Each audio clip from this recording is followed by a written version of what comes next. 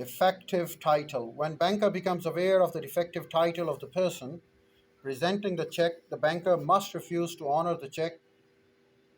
Loss of a check.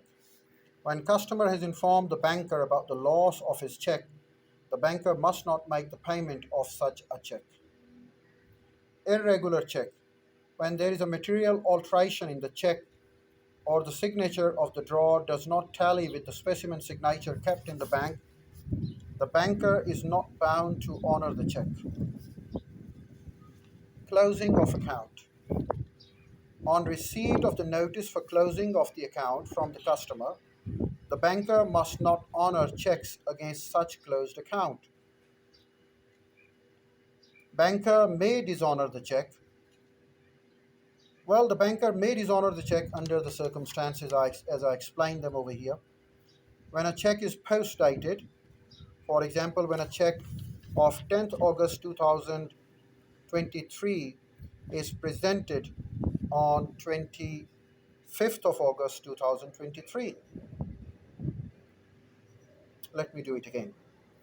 When a check post dated, for example, when a check of 10th of August 2023 is presented on 25th of June 2023.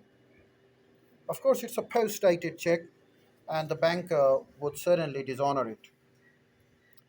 When balance in customer's account is not sufficient enough to meet the check and there is no overdraft arrangement. When funds of the customers are reserved for some special purpose and the funds are not available for the payment, the payment required there. When check is not properly presented, for example, presented after banking hours, a check must be presented for payment within 6 months from the date of its issue. If check is presented after 6 months, the banker may refuse the payment. When amount of a check is different in words and figures. If bank has a general lien on customer's fund and there are no funds available after the exercise of its lien to honor the check. When check is mutilated. When customer's signature does not tally with his specimen signature provided in the bank. And now we come to another topic of the series of tutorials and voiceover on mercantile law. And our next topic is carriage of goods by land. Well, first of all, we need to talk about the Carriers Act. As we talk about the carriage of goods by land, we need to talk about the Carriers Act. The law relating the carriage of goods by land is contained in Carriers Act 1865 and Railways Act 1890. The Carriers Act contains 11 sections and one schedule. It extends to the whole of our country, Pakistan. Contract of carriage. A contract whereby a person or company agrees to carry goods from one place to another in return of the payment is called a contract of carriage. Carrier. A person who agrees to transport goods or people from payment for payment. A person who agrees to transport goods or people for payment is called a carrier. Consigner. A person who delivers the goods to the carrier for transportation is called a consigner. Consignee. A person to whom goods are delivered is called a consignee. Kinds of carrier. There are two types of carrier. We call them common carrier.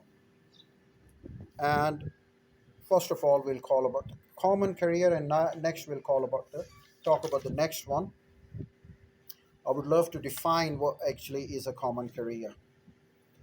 The Carriers Act 1865 demands a carrier as an individual or a firm or a company other than that of the government engaged in the business of transporting for hire goods for place to place by land to or inland navigation for all persons indiscriminately.